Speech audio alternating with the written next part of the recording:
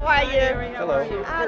Talk a bit about sort of elevating the discourse on the American Idol panel.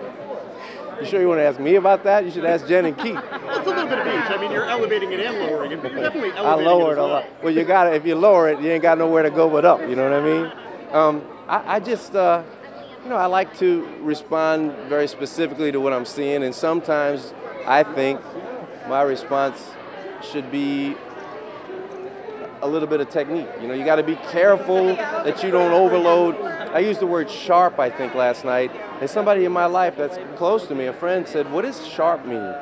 We take it for granted, but you know, I have to remember that it's like watching a football game, and the analyst is saying, "Well, that was a double wide screen bubble, whatever," and I don't know what that is. But when I see him draw it out with the little arrows, I understand. I have to make sure that I draw things out with the arrows. How do you find out what challenges you face now from going the mentor to the pre-tape shows and now going live? Well, you know, you can't, as a mentor, you can get involved and have a dialogue with the contestants and really talk about specifics. You can't do that as a judge. They sing, you respond, case closed. So it's a slightly different take on it, but I like it because I can stay with them all season. Where's the balance between technique and the emotional connection? Well, you know, some people have no technique, and we call it all chops and no gravy. Like when somebody's very, very technically gifted and there's not a lot of emotion. Some people are very emotional with no technique. Some people have both.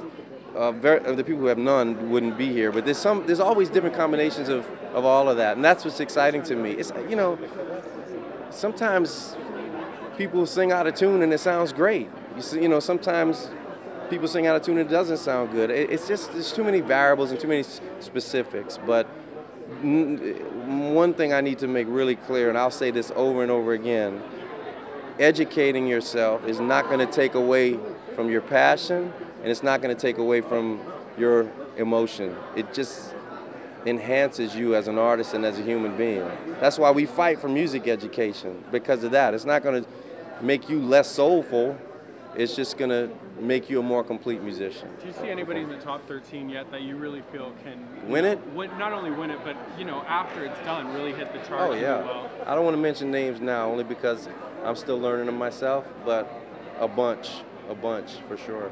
Is there anybody that you would? Is there anybody that you think working with? You know, last year you did more of like a mentor. This time you didn't. Is there anybody that you see in the top 13 that you'd love to mentor? All of them. All of them. I'd love to take them away on a cruise and just talk about music all the time. How do you balance being angry and I mean being kind of strict, but also being nice enough that they take from it and not run and cry? I can't help it if they run and cry. I'm going to be honest every single time. They know that I think they're talented. That's why they're there.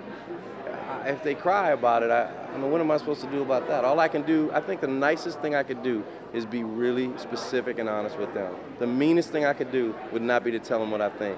Why wouldn't I give them information to help them grow? Is it painful? Is it embarrassing? Maybe, but that's what they signed up for. They signed up to be judged. And the wild cards, can you talk a little bit about how you decided to keep these three? It was based on the performances tonight.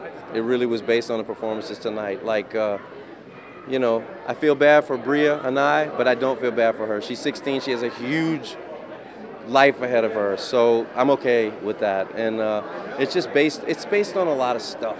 It's just a lot of stuff. You know, we saw hours and hours and hours and hours of footage of them, so we felt like we made good decisions. And tonight was sort of the tipping point, you know. Guys, thank you. One question for Hollywood.